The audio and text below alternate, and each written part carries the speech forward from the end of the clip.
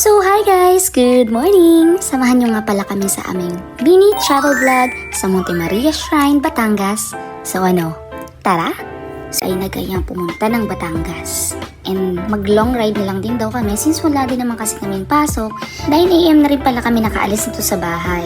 So may total of 2 hours. kaming travel papunta sa Monte Maria. Kung nakikita natin dyan, wala na talagang gaanong traffic.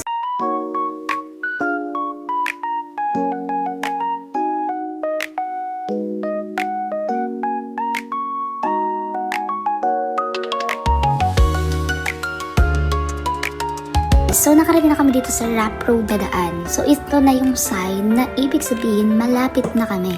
At kung nakakita mo yan, ayun na yung Monte Maria, yung Mama Mary na malaki. So ito yung pinaka best feeling talaga, yung walang traffic, lalo na kung maglo-long ride kayo. Finally, andito na rin kami. Pero take note guys, sa may parking sila dito 20 pesos para sa motor ninyo. And as expected guys, marami rin tao dito na pumunta. Syempre na, isa rin kasi siyang tourist attraction dito sa Batangas. And nag-offer din sila dito ng iba't ibang package.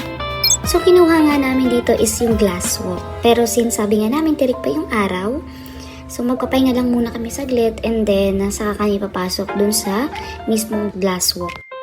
After that, pumasok ka lang din pala kami sa glass walk. Since kailangan nyo ditong mag-put socks, since glass na yung paglalakaran nyo, hindi pwede talagang sapatos kayo or naka-sandals. So sa experience kasi namin, hindi siya nakakatakot maglakad.